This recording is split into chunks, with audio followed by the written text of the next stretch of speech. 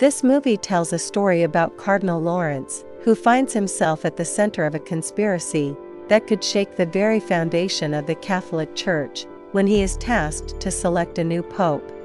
This movie starts decent. For a while it delivers what it promises.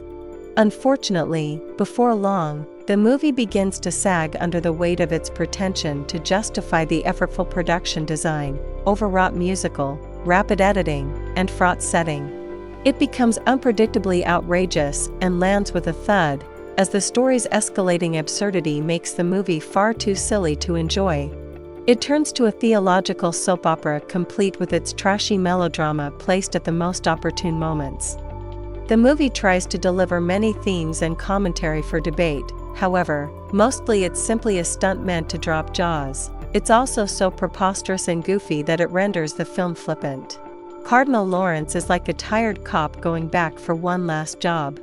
Lawrence has a good intention. Unfortunately, such a focus on intentions rather than actions is an indulgence in itself. The movie frames Lawrence's various contemplations around artistic depictions of the forces of good and evil battling for supremacy. The natural result is adhering to its character's obsession with purity rather than examining it, and the real complexities of how power plays out even among those with the best of intentions.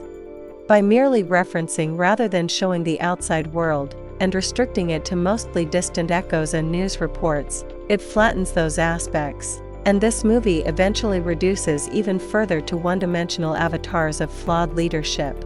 The movie sees any hint of ambition becomes a sign of unworthiness rather than an unwillingness for complacency, and a desire for a good solution rather than a perfect one is representative of the horrors of compromise rather than a fact of life. The movie is not substantive enough to focus on the real issues that should matter. It refuses to dive deeper than the on-the-surface political messages, and refocus any attention on many of the other issues within the Catholic Church, organized religion, and the numerous crises of faith that characters have in the film. The script is too focused on making a whodunit within the Vatican and lets the Catholic Church off the hook, especially in something so inherently political. It's too simple, and when the final moments of the film start after the biggest twist of the film is revealed, a feeling of frustration and exhaustion starts to settle in, as you start to question the goal of the journey you just took on through the last 2 hours. The cast, especially Ralph Fiennes and Stanley Tucci, give their best to carry the film's narrative forward. However, the mystery and topical connections start to run stale sooner than later.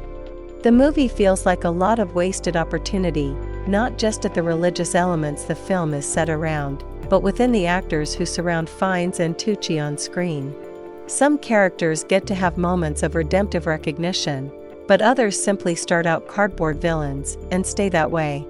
Isabella Rossellini in particular is given a thankless role that is not elevated to the source material, though she does her best with what she is given.